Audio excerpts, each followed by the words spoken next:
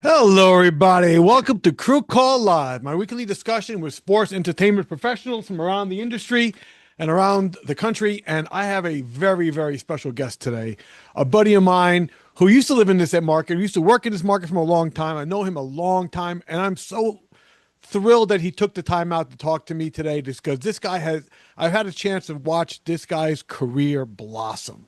I first met him. He was working as a tape guy, and I saw the talent this guy had from the start. When I'm talking tape, I'm talking 1 inch. So let's talk about my man. Introduce him right now, Victor Gonzalez. Victor, thank you for joining me today on Crew Call Live. How are you, bud? I'm good. I'm good. How are you?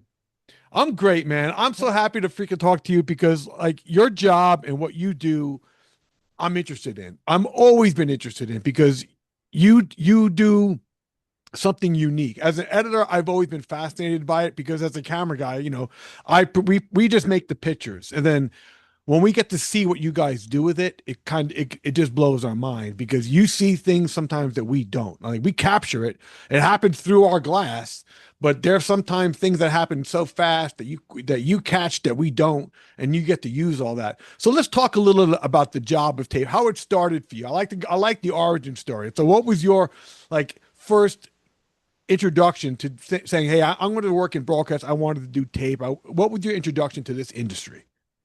Well, my dad was, a director, associate director, tape, actually an editor and replay person back in Now, this. wait, now this should be a picture. Wait, hold up. Yeah. Is it there? Do I have it there? No. Why is it not working now? Let me see. I'll get it. I'll get it to work afterwards. But Yeah. And yeah, so my dad worked for Wild World of Sports. And I kind of grew up with that. He was doing it in the 70s, and yeah, that's him. That's him. yeah, that's a picture of your dad. That's from 19. That's in the 19. Like you can tell it's a pixelated picture. That's a Yeah. machine rolling tape thing there in It's a, front of that's him. a that's a quad. That's a quad inch. That's a quad machine, reel to reel editing machine. Yeah, it's like they're like that thick. The reels they weighed like 25 pounds. They were huge. They were right before 1 inch came out. That's what they used to use quad tape devices, and they used to edit on that. Edited for like Monday Night Football. He did, then when they had ABC had the Battle of the Network Stars. He was doing all that stuff. So Um, you had a chance when you were younger to go to work with him. Like you got a chance to be on site and see him at work. the only, I mean, I went to the Olympics in '76 in Montreal. He took the family up for that. That was a nice trip. That was a lot of fun. But I never really went on site where I was on site with him, like where he was working. I was always, the only time I did that when I was really little, I was like probably like 6 or 7, like 7 years old probably. And we were in New York City. He worked at ABC in the broadcast center there, and he took me to work. I remember, and I loved it, and it was just such a cool spot. And a funny thing was, he introduced my dad introduced me to everybody. The security guard at the front of when you're walking in. He goes, "This is so and so. It's my son." And I go, I was such a brat. I was like, "Hey man, you're not a cop. You have keys." Because he didn't have a gun or anything. He had a badge, but he had no gun. I go, "You got keys." You're anyway. But it was funny because we were working down. He's working down in like a vault area. With all the tape machines, quads, and I remember that, and I remember the smell of it, a certain smell. And years later, my first job was summer relief. Worked in ABC in the same area, Oh, which was I know kind that of area. cool. I know ABC very well. So you were Yeah, downstairs on 66th Street, that yeah. whole little layer they had. That's crazy. Yeah, I but I mean, remember the smell from when I was a little boy. It was amazing that I remember that. But it was that was like and this growing up and through television, just knowing he was traveling a lot, so I didn't really get to see the on-site stuff. but you knew what he did, and that was cool, right? Because you Yeah, I realize didn't like really see as much. But Well, back then too, wide. I mean, this generation has no idea the impact of Wide World of Sports had on the generation because back then there was only three networks. There, and yeah, it was that was it. And so if you had they what they did was revolutionary because there was you'll never have that. They yeah, had audiences that were unbelievable for sports, man. It was amazing what they did.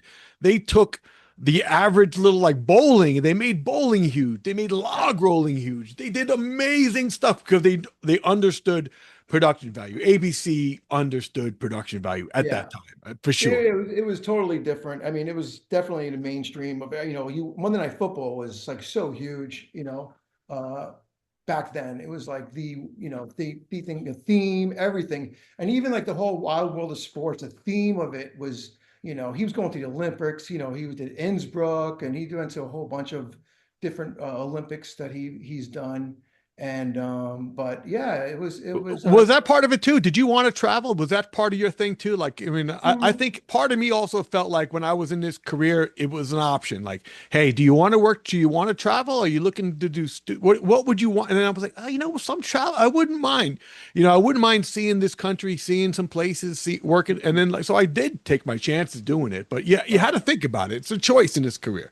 You got to either, I mean, you made some choices for sure on your path because, well, I think you had talent. There's no denying you had talent because I watched your work. You're just a good editor. You have a good eye, but you developed that eye. So how did you first like learn how to operate tape and all that? Because that back then it was different. How did you go to oh yeah. school? Did you take classes? Did you do an internship? What did you do?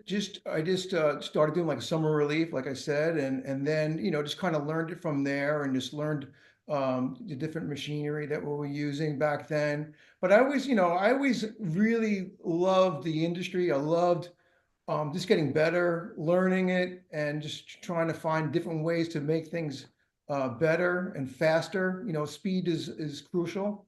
And I was really just, I was in my 20s, I was like, I didn't know what the hell I wanted to do really, but I really wanted to get good at doing, doing tape editing and replays. I mean, my vision was always to, I wanted to be direct someday, like I always wanted to do that. But like I knew that, but I was so happy to be doing what I was doing. Like I remember like even our rates back then, like I was single, I didn't have a family. So I would have done it for free back then. I didn't give a shit, I was so excited just to be there and to be a part of something and learning something new. And it was great. And we were doing sports. I mean, you couldn't get a What was your job. first big sports gig? Because I mean, when I got in, you were already in. You were on all the majors in New York. You were doing Yeah. Knicks, Rangers, Knicks, you were on them all. Yeah, I started doing like sports more at CBS, worked at CBS. I did some talk shows back then in news. Like, everybody, all the operators down there, they were working in the studio there, and you would do different shows, like Geraldo Rivera was out of the Joan Rivers, we did those shows. But just playing back. But then, you started, putting commercial reels together, for the games on Sunday, and then then CBS, then I started doing some games, live games, like locally, and then I started doing some, NFL. When But you were working when you were working those live games, yeah, that's you back in the day with K-Man, who's yeah, still doing stuff like that. Those look like the 3/4 or half, or I don't those are know, 1 inch. That's one one inch. inch. Those are the Yeah. 1 inch machines back in those days. I Yeah. mean, And those that's were how we did replays were done manually by your hand. The speed of the replay was the motion of the hand. You would turn it, or if you want to go backwards, you go backwards. Then you go slow-mo forward. There was no remote. It was like you did it by hand. You would, record, stop, bring it back, and then roll it when they tell you to roll. Yeah, it now was. was that. Did you feel the pressure? I bet I mean, you don't feel it now, but you felt back then was like, oh my Oh God, yeah. this was like.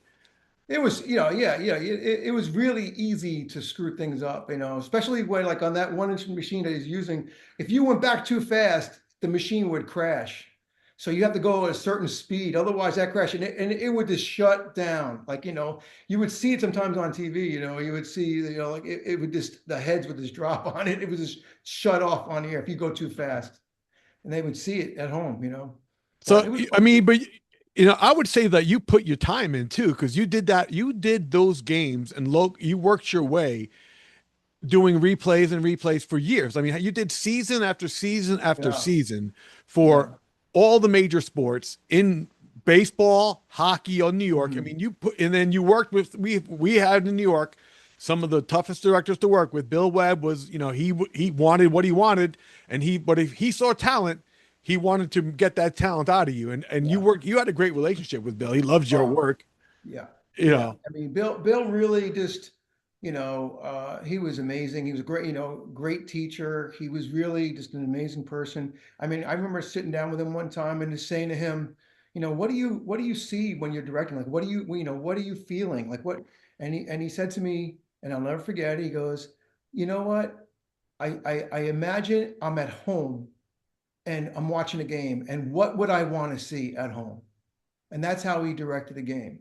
And I don't know if, not many people know this, only people that are in the control room though. If you ever watched him direct a game, he puts his hands behind his head like this, and he can sit back and direct a game. It's almost like he's sitting at home.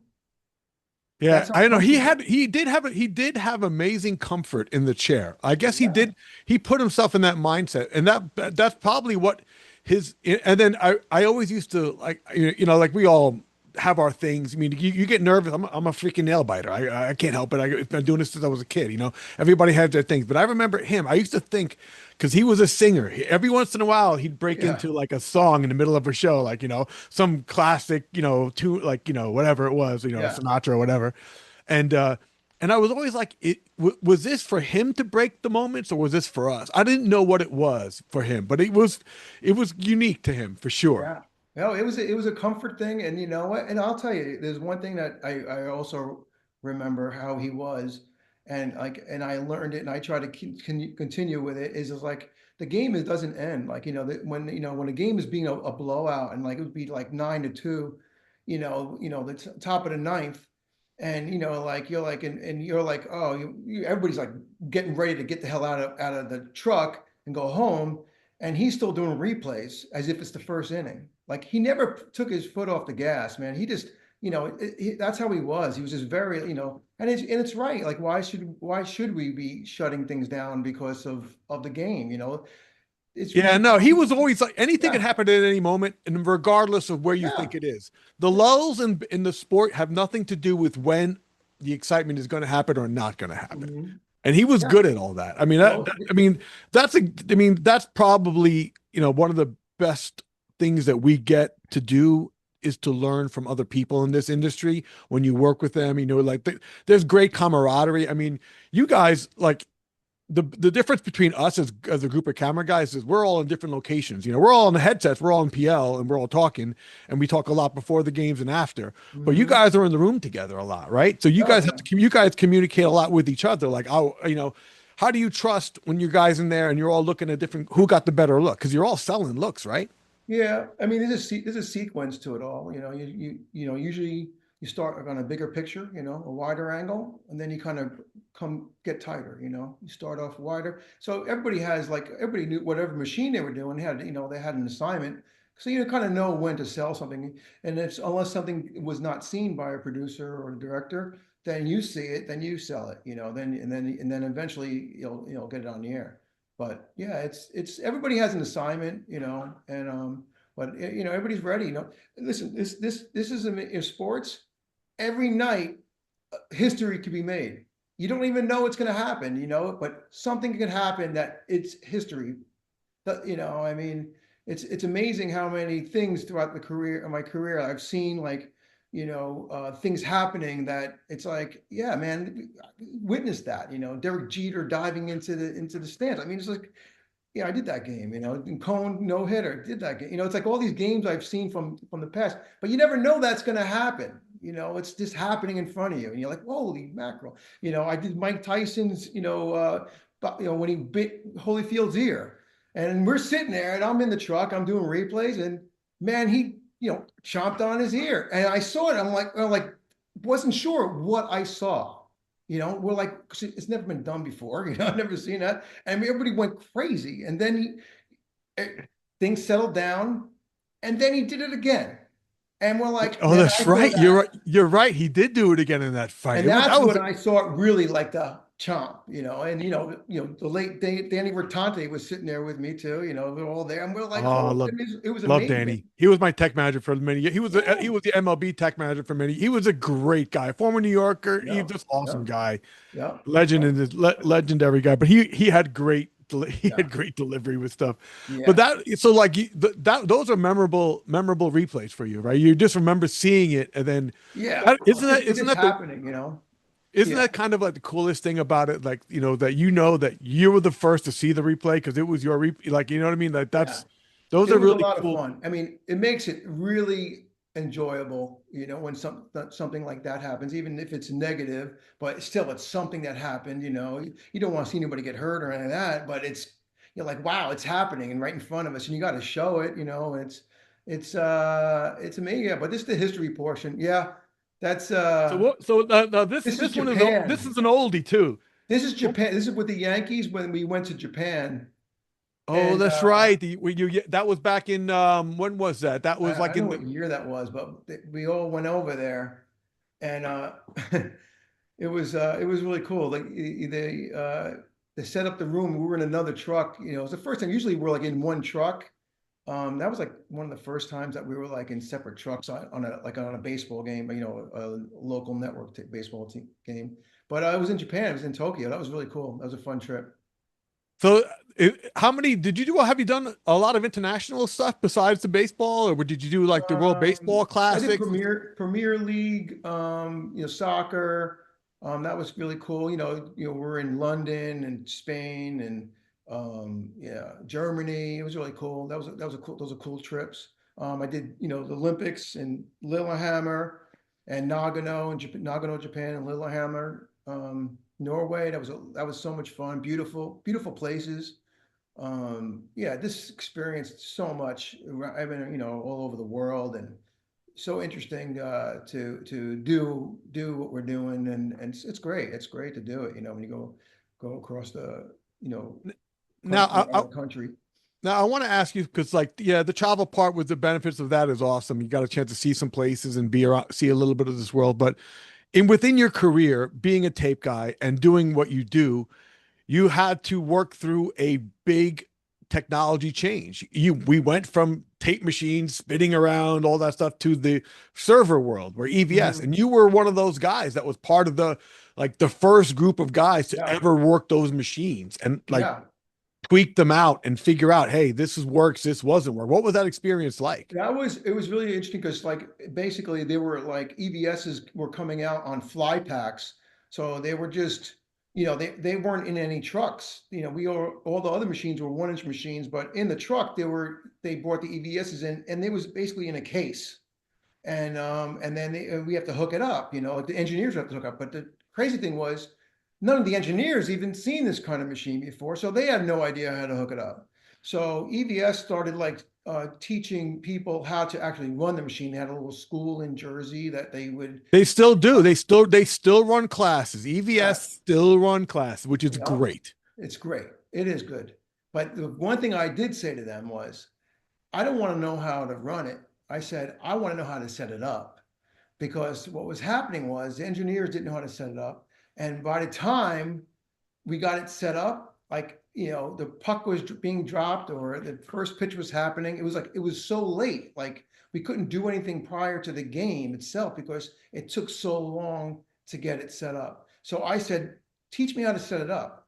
And I would just go into a truck with the machine and I would just plug it all in, dial it in, and I was up and running quicker. And that then it enabled me to learn the machine better to run it for, So you knew to get yeah, better, you needed more time on this machine. You can't just wait for the game to start and be like, okay, all now right. it's on. Yeah, Yes. that'd be Yeah. driving me crazy. But Yeah. you became I mean, you guys, you and Pablo Yeah.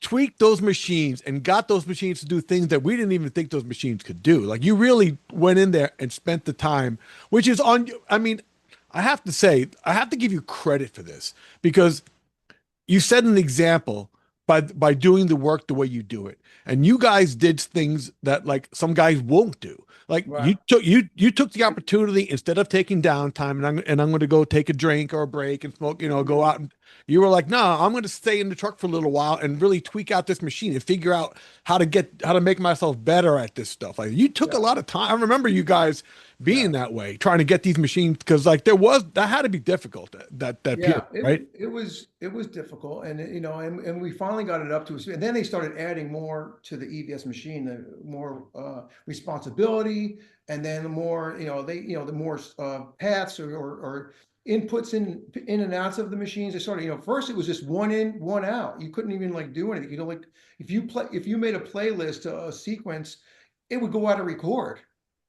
And this is before, and this is also before networking, where now we can file transfer clips to each other on EVSs. Back then, I had to tell the guy, "Hey X, cue it up, roll it, play it," and I'd mark it in and out.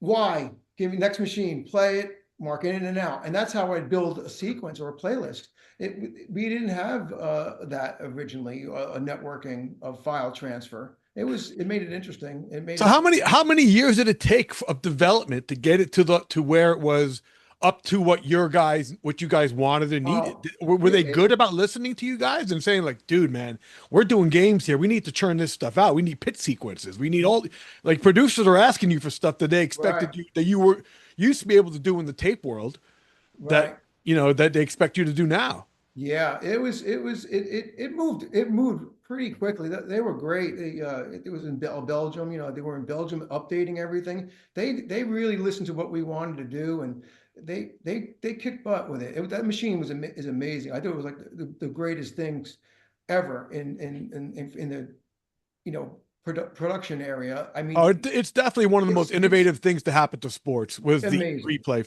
for sure it was. And I mean, they updated to the LSM now. Yep. They do a Yep. lot more things. I mean, now that you can do enhanced shallow depth of field. There's a Mhm. lot more AI add-ons Yeah. and like the capabilities of the machines have just exploded now Yeah. with like features and everything else, which is great. I mean, those are all great. Those are tools. I mean, Yeah. tools are great. I mean, I'm in my garage. I got a ton of tools, but it depends what you do with them. And you're good at using your tools. So if I'm sure like there are some guys features pop up and they're like, I'm not going to use that, but you'll play with them, right? You'll play with stuff. Yeah, I mean, it was funny because Pablo and I, Paul Zecca, we we took the monitor out of an EVS, the output on a glass monitor, the old glass monitors, and we had a handy cam, and we had a cable coming out of the handy cam, RCA out of it, into the router, and we plugged it into an EVS. So we would play back, me and Pablo would play back videos of foot and football, per se, and we would shoot it with the camera and shake it and give it like a movement, and then use that as an element. We would just always make our own elements, and then we blackened out around the monitor. This is during a game. This is during the Super Bowl. We did it during the Super Bowl, and it was like, yeah, we were doing that back on the back bench. It was a small area, and me and him were just cranking crap out. It was again fun. We made it fun. It was like, Because you were getting shit on the air that was different, right? Like yeah, nobody could do that. Like if no you're one doing, did, no, you're adding production value, you're adding something to the look, to the product. Like that's innovative stuff. You guys, but you know what it was? Because you had the freedom, right? You guys have also worked with like amazing directors, but yeah, producers, right? You work with Richie Zions, legend, a yeah, phenomenal guy to work with. That yeah, guy knows storytelling, bro. He yeah, just knows how to tell a story. He yeah. knows He the did. elements. He knows exactly where the beginning of a story and the end of a story, how to tell it. So he's phenomenal. How's it working with And a guy like that? that's what made it great working. It was like, I know what he wants, and he just doesn't want great shots. He wants me to tell a story, and I really always tell either other operators, like I have other people I know that I'm like, tell a story. It's really important to tell a story. Just the great shots is great shots. That's wonderful, but tell a little story. It makes it so much better, so So much better. so you made the move. So like those were your years doing EVS, and Yeah, but then you made the move to just being more of an editor, right? yeah. Are you on? Were you do you start on Final? Was it Final Cut? What was the first thing Yeah, you were editing on? I actually went and bought an Apple machine, and loaded it up with Apple software, and then I got an Aja IO back then, an old one that was built into the thing, and I brought it to the truck, a Fox truck. That was one thing about Fox Sports, man. They gave me, hey man, you go for it, be creative. We'll take what you got, and I would just come up with things, and they were really great, and they were on board, and they wanted the best, stuff out there. So kudos to them. They've been wonderful. And so when I brought this machine out in the truck, and they were like, oh man, I can do graphics, I could do music, sound effects, I could do all these different things on it, and I could do it right in the truck for like pre-production and during the game. And they were like, let's try it out. We did it. I tried it out on a preseason football game up in New England. And basically, then I just, they loved it. They liked what we could do. And then I basically, put it in the truck, had to travel the cases for it and loaded it up each week. But I was in such a small little area. It was like I had it next to my EVS, and I had a keyboard here. It was like jammed in a corner. But we made it happen. It was. So you created really your own position. Yeah. It didn't exist. No, I An think editor. one other guy did it. I think one of the person did it as well. And me and him talked about it. I think he was an ESPN guy, and we just discussed it. And yeah, but I got it on there for Fox. It was the first time. And then after that, they just had it then they had edit trucks like World Series and stuff like that. They would have a truck, and they would have like 3 edit machines in there.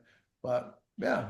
So they expanded that because you showed them the possibilities. Like, hey, this doesn't have to be something that's done off site. This could be done here now. We can do this. And now it's more. Now you created more jobs for other guys and to do it. So there's probably a lot more guys out there that could thank you because to do the job. But now editing all this up, like putting all this stuff together, doing all you've done. How many Super Bowls have you done? I don't remember. That's a lot. That tells you exactly how many it is, man. When you can't remember them, that's a lot of Super Bowls. I do remember my first Super Bowl. It was Packers, Patriots, and I remember New Orleans. Yeah, yeah, you were there too. I think. Were you there? And my stomach was just, oh my gosh! I remember just getting nervous as heck, for the Super Bowl. And I had I was listening. An extra on the show. We weren't on the A crew then. I was an extra, back then. I was I think I had the, I think I was my ISO, the camera guys. I was ISOing. I was the coach's cam. That's all I had for the whole game. Yeah, well, I mean, you were there and you got a chance to experience. Yeah, first time. I mean, so you share your screen with me. I want to see some of the work. What have you been working on now? Because now, are you editing still on Final Cut, or what are you editing? No, I'm using Adobe Premiere. And I gotta share my screen here. Hold on, let's see. Maybe I should open this up here and then see if it does it that way. And this is this was kind of cool, like the Super Bowl intro. Let me go like this, and if I share it here, there we go. Yeah, so you're on your lap. Is that behind you? Is that your setup for the your weekend stuff? Yeah. This is a Super Bowl a few Super Bowls ago, and this is The Rock. Me and Jake Jolivet used to cut the intros to the. This is what the teams would come out to for the Super Bowl, but they would show it at home and simul roll it for the screens up in the stadium. So when the teams actually come out. Yeah, this is the team intro. This is awesome. Yeah. You probably can't. I'm not sure if you can hear it or not. You probably can't hear it, but this is this was The Rock thing. Yeah, The Rock there and. All the players. So you get all the raw, you get all the raw footage on this, and they just send it to you, and you just cut the whole thing. Yeah. There's a script, and then we cut to it. Now, were you there for the shoot, or you just get it after? I didn't go to this shoot, but I've been to other shoots. But I didn't go to this shoot. But it was how much time now for a Super Bowl? How much time do you get to put in to cut this? This takes a few days, and then they mix it. Then we send it off to get mixed and colored. Everything.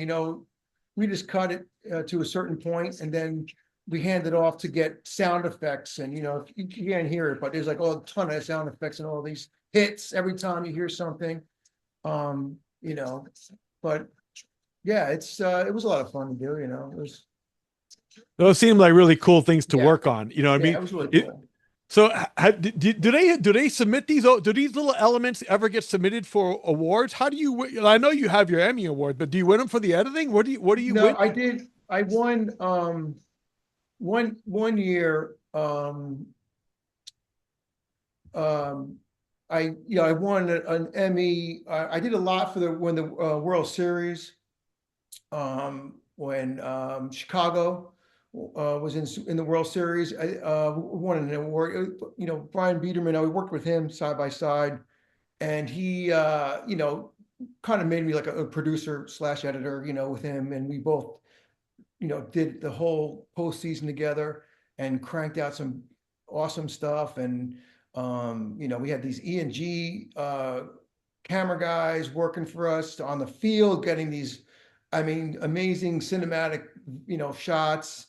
It was just a great time. We've done a few World Series together, and it was, got better and better each time. And again, history, comes into play. It's just a lot of fun to do. And yeah, one Emmy, he put me down as an associate producer on that, so I got an Emmy for that. But then for other things, are just most of the other things I've won for Emmys is just like a technical support, or a group, They group. don't recognize the work for the on the editors. Like it's weird. Like this, even for the camera guys, if you're to win the Emmy for the camera work, it's just the technical team. There's not really one Yeah, well, for there's this some crafts.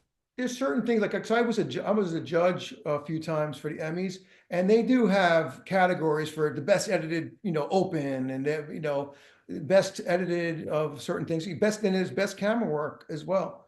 I've seen stuff where they have shots, and that's, but I saw one when it was like a drone shot, like that was nominated. I remember it was like going through all these things, but there is categories for cameras. But yeah, but they're again they're it's I judged a couple of those. It was interesting, you got to see other people's work. It was kind of nice. What other clips you got? You got some baseball stuff. What else you got? Um, I always like I like watching your work because you know what I always feel like too, especially I think you'll attest to this. Every game that any NFL, baseball game, hockey game, there's so much stuff that never makes air. Or right, replay stuff, right? There's always stuff I always feel like the melt or that they should just put that out. Put it out on freaking on a digital plat. Like, you know what I right, mean? Somebody will watch that. right, Put right. it to a musical thing and like, because that's just explain to people what the melt is. Oh, Melt is just getting the highlights of the game. And now it's all file based now too. So you clip off and you mark it in and out on a good clip, and it's so that you can actually edit with it later on. That's Yeah, the way. it's condensing a game into the highlights only. And in the old days, the melt was something that because like I tell people before who joined the crew call live that after every game, the fans leave, but we don't. Right, And right, a lot of times we have to strike the chalk and break down. And a lot of times we're waiting because in the old days, the melt would be an actual tape that you guys would have to play back. That right, what keep and we put up the TD would put up a slate, keep lines open so that the network would be able to receive still the highlight reel so that their editors can take it in house and do what right. they have to do with it. You know, Yeah, and now we have file in a cloud basically. You can get Fox has it where I can go and get video of a game, a whole game, or you can get ENG of specialty shots or scenics. They have it all in the cloud, so it's kind of accessible. It's kind of neat that how they that's have. new, right? I mean, Yeah, that's new. So like if you're working on the World Series and you want to pull up an old game from some, yeah, you can just go in there and say, hey, I want a clip from this. I want a clip from yeah. that. Yep, yep, you could, if you don't have it already, but yeah, you can do that. Yep. But it's good for editing. I just think it's good because you can clip off things from a melt. And this I wanted to show you this clip of this because this camera work. That's what I was telling you about the cinematic cameras of these what these guys were doing. It's so awesome. And you can see the difference, slight difference of the camera, Yeah, quality. yeah. Oh yeah. Slow-mo, Yeah, high frame rate, shallow depth yeah. of field. It just it looks amazing. I just love it. And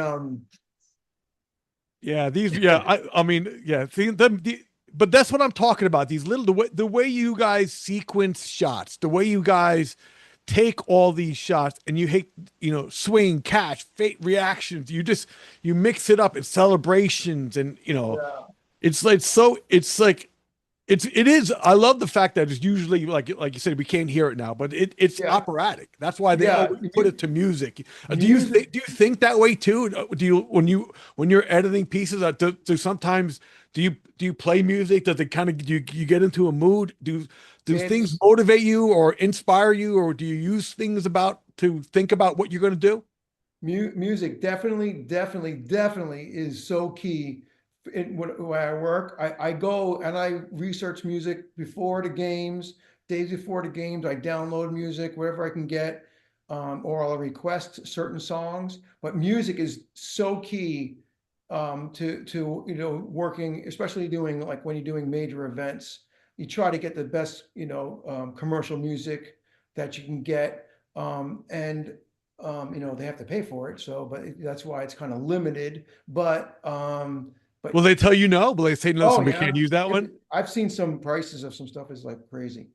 But the thing is though, like even like when we do like World Series, like I was talking to Brian Biederman again, and we were talking about what kind of music do you want to use for World Series this year, and I'm like, man, I love Jack White. Let's get some Jack White, and it was so cool, and they got it for the whole series, and I was able to cut like crazy, and I love it's so important music wise to get what you're feeling.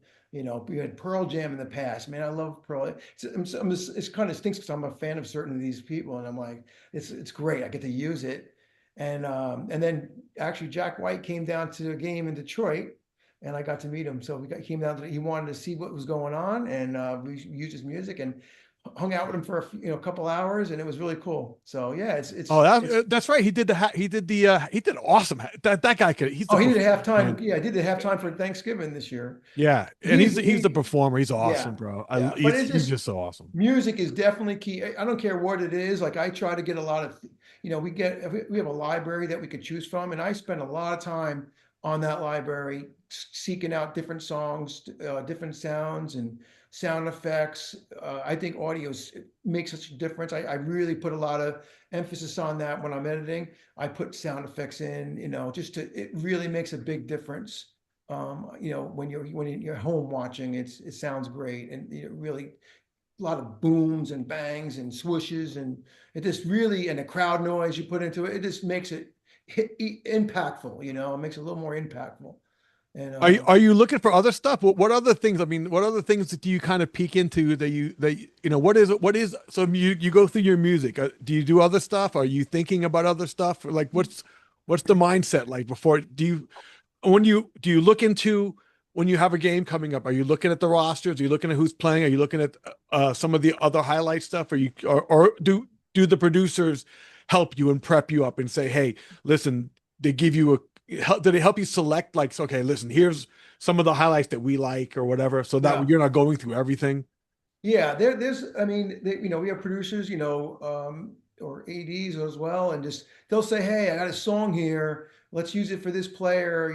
Kind of goes with them. I'm like, sure, we'll ISO him and keep an eye on him and put together something with music. Or if I'll just go by what city it is. I might go in that direction, or I might go like if we had like this year we were in Green Bay and it was like a really cold game, and I was like, all right, I'm gonna do something with that, and I got some images of like ice freezing up, like just you know videos of the ice freezing, and I just put that in there and just put it out throughout the whole piece, just to give it like a nice different look, not just the game itself, but like, hey, what these guys are going through, and just kind of make and I thought of that before the game because I knew it was gonna be a cold game, and I was like, I'm gonna get some stock footage and do that with some stock footage, and it worked That's out kind of great. cool, but I like that. That is great that Fox lets you play with your elements, experiment Yeah, with all that stuff, and then they'll just say what they like and what they don't like, and and if they just like your stuff, so they don't right. complain. Yeah. Well, Richie Zions, man, he's old school. He's very, he's a Madden guy. and I try to keep it, pure like that, kind of give it that look, that old time NFL films look, and try to go in that, that imagery, and I try to keep it that way, and I like it too. So I enjoy doing it. But I've made some pieces that he flopped. He was like, what the hell is that? He's like, I Oh, did. really? You've had Oh you've had yeah. some bombs. You've had some Oh, I bombs. had a Huh? bomb.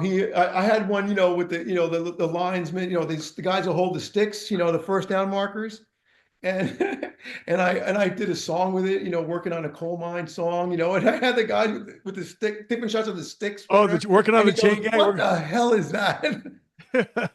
And the whole crew was dying. I go, "I'm not doing that ever again." Oh, well, they all can't be gold. You know what I mean? Sometimes it's going Yeah, to be what it is. But yeah. the thought was there. Like, I mean, that's true. But sometimes in your I, mind, you think it's going to be like the execution. Sometimes isn't what It's not about it just does. It can't. Whatever. yeah, It it is was what it great. is. It is what. But the beauty of it, you have a reputation of work that'll get you a few of those, and then the next Yeah, one you have the chance to make up for it, yeah. not too far down the line to do it. Yeah, yeah, yeah, it's good.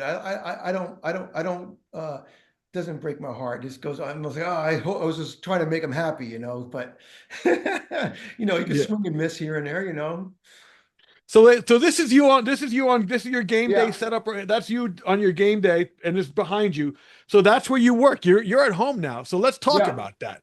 So yeah, you were an EVS guy on the road, traveling over there. You went into editing, traveling on the road, blah blah blah.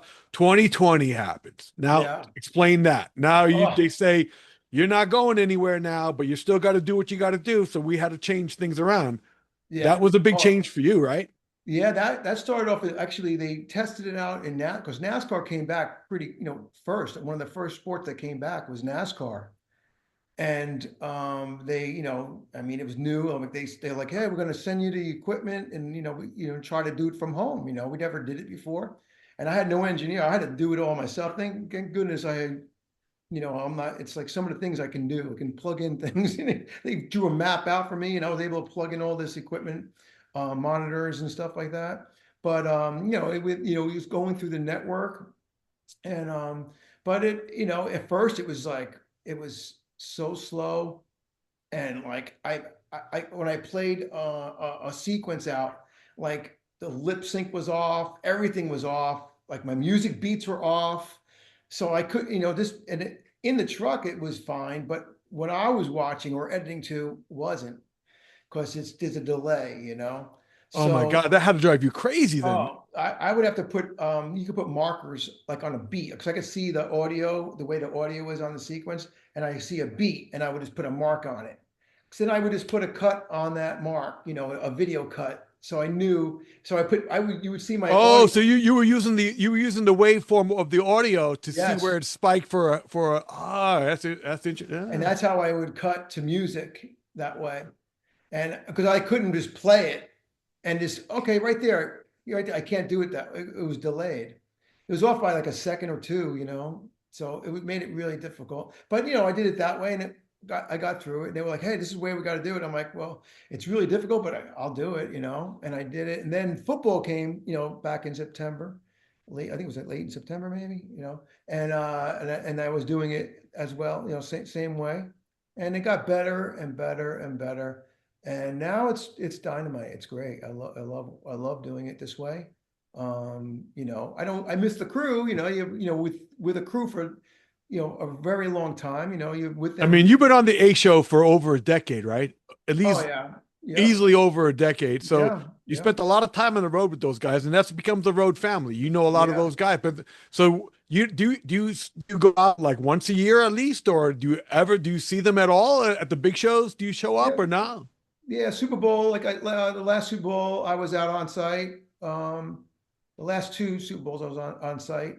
For the Uh, game, worked for the actually went out for the worked for the game and yeah, stayed. I was in an edit room, so yeah, But you could have in theory done it from home if you wanted to. you could, but you know what? I mean, all you have to do is have a power failure, bad weather or something, it can go down. I mean, you're relying on, there's no generator backup for me, so it goes down, it goes down. Have you had your system go down? Have you had problems during live shows and games with that setup? It's happened here and there. Just, a network would go down, the network would go down in the truck or something. I would lose everything. Like if it goes, I lose all my monitors. I lose everything that I have control of. But it stays on in the truck, but I just lose visual of it, and I can't hear anything. I have a PL here. I just lose everything. But it happens once in a while. I mean, very rarely. So what's Um, your setup and how fast can you get up and running? What do you got back there? You just got a I monitor? have I have these are monitors here. They're down because the truck is this is linked to the truck. The truck is just parking right now in Philly. So I'm doing Oh, it. you're connected right now to Philly? You've already Yeah. been checked in? No, I'm not checked in because the truck, I think some of it's checked, some of it like I can see the EVS is up, but my edit system is not up. My actual edit that I work on, but I have an EVS via here, so I can get clips and send it to my edit machine. So that is up. I'm seeing that. So Um, that's what happens. You connect, and then once they connect, their ends pop up, and then you don't have to do anything to reconnect, to resend signal. Yeah, I mean, I just turned this on earlier just to see. I wasn't sure if they were going to be up yet because I know they're going in, they're traveling, and I think that they must have traveled yesterday. I don't know when they traveled, but I don't talk to them like this. The panel's up, so they're my audio PL is up, so the engineers are plugging things in, so I am getting stuff. So yeah, I'm basically pretty like It's 90%. doesn't it feel weird to be connected to the truck while it's like it's such a being the guy that was like in the truck forever, starting it out that way, and now you can. Did you ever think when you were like, you know, God, man, when you were like this young guy with you ever think that you guys, I mean, he's on the show with you too, Mario. After Yeah, oh, that's and Mario Pablo, Zecca. Pablo. That's Mario Zecca. That's Mario. Yeah. Yeah, that is Mario. Yeah, that's. I mean, you guys are on the show together now. It's crazy. Yeah. Did you ever think that you'd be doing it from home?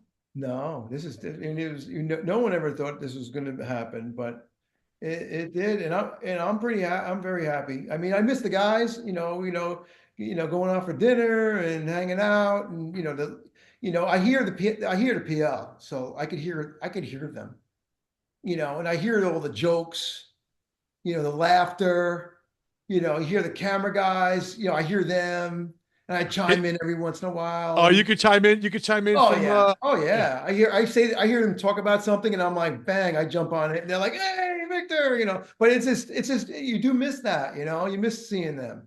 It's difficult, but I do like it, I mean, Well, I it's mean, you've had some great opportunities, man. I mean, you just took advantage of it. So let's talk about some of the new opportunities. I mean, you are an amazing EVS op and an amazing editor, and now you're getting a chance to direct, and I'm sure yeah, you're going to become an amazing director. What have yeah. those experiences been like for you? I mean, again, Fox, again, opportunity wise, said, hey, do you have a good eye? Would you be interested in doing something like this? I'm like, course, I always wanted to do it. And, when I started, directing, my first thing was women's soccer, professional soccer.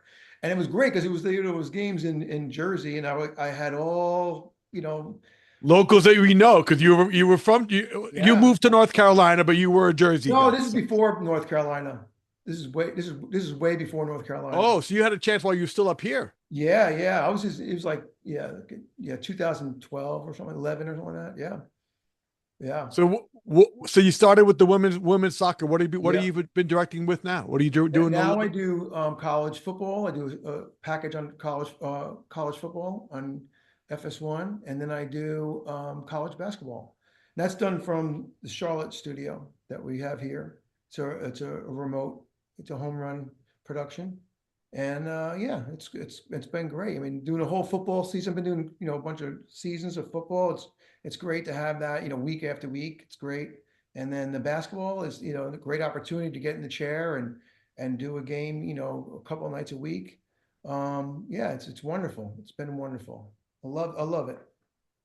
So that's become your thing now. It's a mix, right? So you'll do some editing and then Yep. directing. And but is that one of the things that do you think the opportunity came because of like proximity, like moving down to North Carolina, knowing that Fox had those took over those facilities from NASCAR, right? Those were the Yeah, they had NASCAR. speed, but they were there. They were, it was already existence. They were there for a while. I actually, the move wasn't, it wasn't to do that. It was, I didn't even know they even did that there.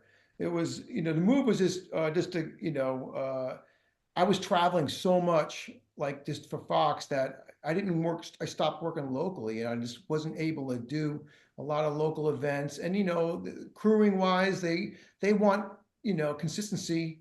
And I would get less and less games, and because I wasn't available to do every single game. So, but it worked out fine. I knew there was an opportunity to move down, down to North Carolina, outside of Charlotte, and still keep my Fox packages that I was doing, and it was great. I love it down here. I mean, it was 70 degrees, 70 something degrees on Christmas this year. I don't I know know. if We talked earlier. You played golf yesterday, you I bastard. played golf yesterday. It was 74 degrees. Yeah, it was great.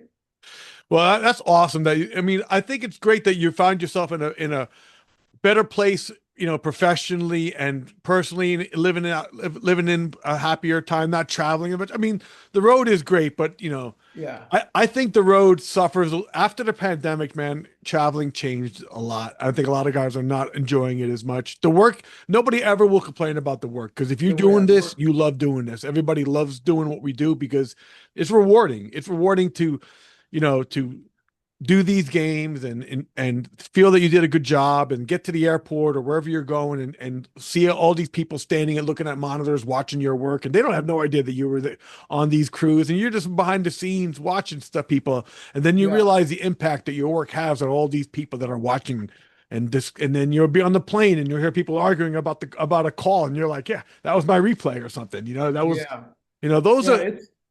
Travel is it's difficult. It's tiring. I remember when I stopped traveling, I can, it was interesting that, how I felt, and then, I missed it. I was like, I did it for so many years. I was like so used to it. And it felt odd that I wasn't on a plane, where it just I felt so out of touch.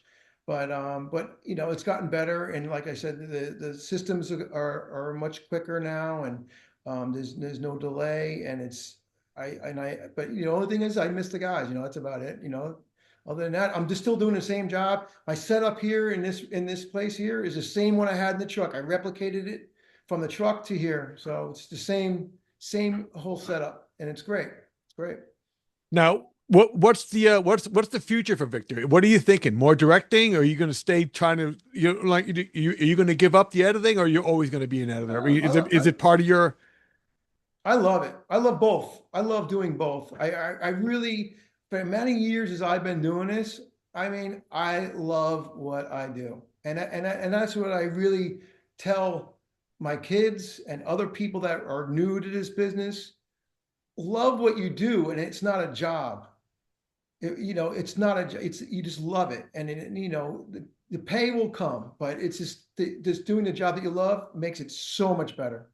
And I Yeah, do you're love right about that. If the motivation shouldn't be the money, the motivation should be being able to enjoy what you do because that's how you get the most out of yourself. You know what I mean? You motivate yourself to do your best, and then it's easier to motivate yourself to do your best when you look around and being like, "Holy shit, he's freaking awesome! Oh my God, this guy is awesome!" And you check return and like the replay guys are awesome. When everybody around you, I think, high tide raises all boats. But like, I've definitely felt like my work definitely gets risen up by the other people around me. They elevate us. I mean, that's what a collaborative work environment. That's the best thing about a collaborative work environment. You put people together that love what they do. When somebody else gets something good, that motivates you to get Mhm. something. Like it kind of domino. It has a little bit of a domino effect. You know what Oh I mean? yeah. Good creates good, and ends up being makes something great, and that's what you try to do.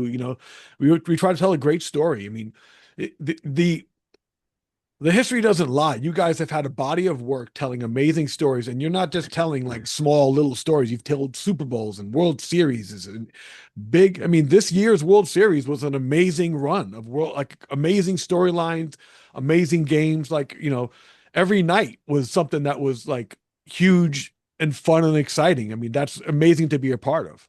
Yeah, yeah, I know it's amazing. I mean, sports. I mean, I love. I'm glad that I chose this direction and this path. I love it. I still do. And I'm an old man, and I still love it. Well, are you worried about sports? Are you worried about the industry? I mean, streaming and gambling have taken a big impact on this. And then, the way I think the bigger issue is like with the networks and other media companies, the days of like appointment television or like must see TV, like nobody cares what's on Thursdays anymore because they can watch what they want to watch whenever they want to watch it, on this or whatever they want to Right. watch it on. So the only thing that's kind of still appointment television is sports. Yeah. They're scheduled events that are going to happen. So I think that's why it's become the popular product for streaming companies is because Mhm. they want to have something for people to tune in at a certain time, and then they want stuff around that to bring Yeah. it. So I think they're using sports to lure people there, and then they hope you stay to watch whatever else is on their platforms. You know what I mean? And that works, does work. I mean, the reality is, I think most of these networks never expected the company that was mailing you DVDs and the company that was mailing you books to become Yeah. giant media companies now. All of them doing Right. sports. Yeah, this is a thing. You see a lot of changes. You see a lot of movement going on. But I mean, the thing is, the people that are putting it on the air, they're using a lot of the same people. So I just think they kind of, there's movement around, but they're also using people that have been doing it for quite a while, even though they're new. There's like these new companies like Netflix and Amazon. They're not like creating new people, like people who've never done it before. They're using people that have been doing it for years. They're trying to get the best of the best. They're trying to get them over to do their shows. Yeah, I And, think NBC is producing some of the ones for CBS is doing some of the shows, and I mean yeah, it's created more work in for that stuff, but the industry and all that stuff is well, it's different because some of the work is union and some might not be. I think it yeah. all is now, but Yeah. you know, It is a lot of, like I said, there's a lot of movement.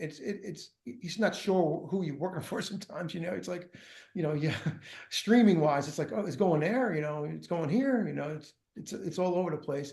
But, it's just everybody's still working, and it is creating jobs, and so it's fine. It'll be fine.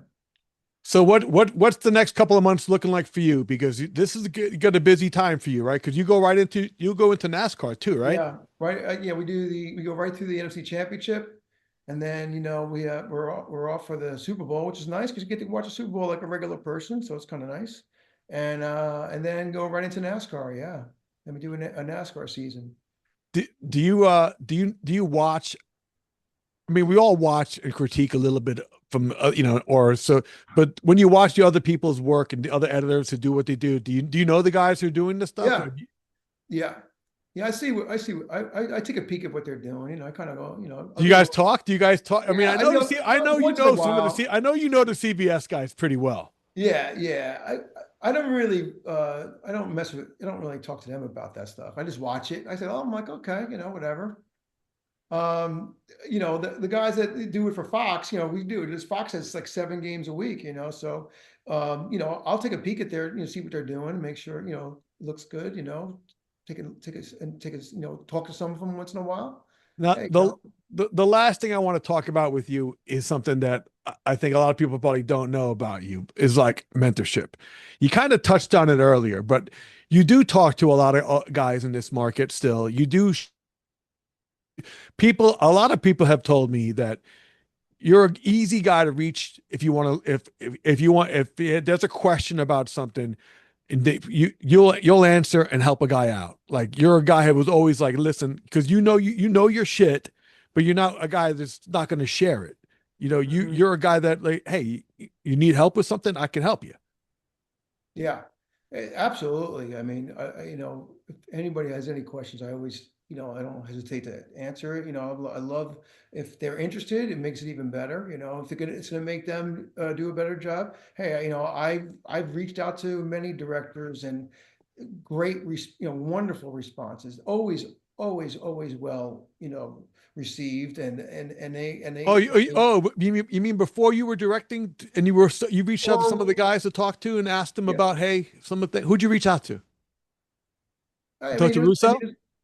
of course, I have always had questions, when I do my games, hey, what do I do in this scenario? What's the best way to do it, this scenario, in a game? And yeah, I reached out to, all of them, Rich Russo and Artie Kepner and, all the main, I should reach out to Bill Webb, when he was alive and just go, what's your view on this, and it was great. Everybody's been, wonderful top to bottom, every director. And I reached out to many other directors too. It's not just those main guys.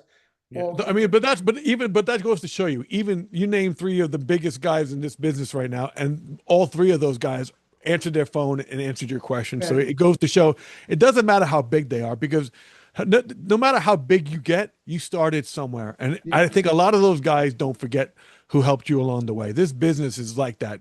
Uh, People always help you along the way, and you got to pay it forward. So I think in the end, I mean, that's probably why I'm doing this, man. I was definitely helped along the way a long, long time ago, man. right. And I'm still being helped along the way on this.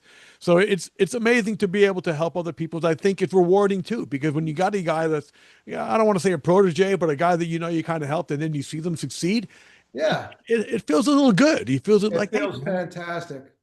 It's the love of what we're doing, and to share that is fantastic. It's great. Well, man, I love what you're doing, man, and I love how you do it, man, and I love that you shared the time to talk to me about it, man. I appreciate you, man. I appreciate everything that you take the time out to talk and share all your knowledge and showing the videos of what you've done. And you were you glossed over how many like your body of work is just tremendous, man. It's just and you're still building on it, and it's just and at the end of the day. Yeah, I think you're going to be a Hall of Famer in this business, man, because you've done so much amazing work and you're quiet about it. You just put it out there. But uh, you've been at the top of your game for a long time. I know you're going to stay there. I know you're going to keep on elevating yourself and others around you, man. And I just want to say thanks. You, you're very welcome. Very welcome. Thanks for asking me. This is kind of nice. Well, I I you know I knew it was gonna be shorter than this, a little longer than I thought, but I started a little late. I was trying to get things going, and this thing's always been an issue for me to figure out. But it's been fun to do them. I love talking to the guys about this industry and things that you learn and the experiences that you've had because I think it's a part of the learning curve. You learn from us. You learn about how you think. Like it was super interesting about learning how the music impacts your decisions yeah, on editing and the little things. Like I had a feeling because I when I watch your stuff, man, the music is always like it's not for no reason. It's not just added. It's added for a reason. And like that's what I like about it. Nothing is for nothing. It's for something and it shows. So I love that. cool. Hey, I'm kind of concerned about those gas cans over your left shoulder there on the Oh shelf. yeah, yeah, yeah. Oh, Yeah, I don't know. mix it. That doesn't look too safe over there. I don't know. No, it's. I'm sure it's on the code somewhere. It's code. It's code. I got caps on all that stuff, man. My wife's giving me shit. She's like, you got to clean up this garage, man. I'm like, it's a garage. It's what I do. Like guys, Yeah, are like, somebody's like, what are you actually doing here? I was like, what am I actually doing here? I make chessboards. there you go. I screw around. I make stuff. I made my wife a table for Christmas. It's in our Right. living room. I play around in here. It's my way of de-stressing. A little sawdust, a little bit of wood, a little bit of that. I get inspired to make stuff. That's just what I Wow, do. But good. but I thought it was a set. I didn't know it was your actual garage. I thought it was yeah, no, no, no. I mean, like a yeah, I'll come. podcast Yeah, set. this is Yeah. the Oh, setup, bro. I'll play dart. right. I'll get replays going when I start. I'll get replays going in here if I can. Right. I don't Right. know. I'm not that tech savvy yet, brother. Yeah. All right, my man. All right, buddy. Thanks so much, man. That's Hey, Crew Call Live for this week. you're That was my welcome. man, Victor Gonzalez, man. What a pleasure to talk to him, huh? He was an amazing guy. All right, brother. Be good. All Safe right. travels. Yep. Be good, my man.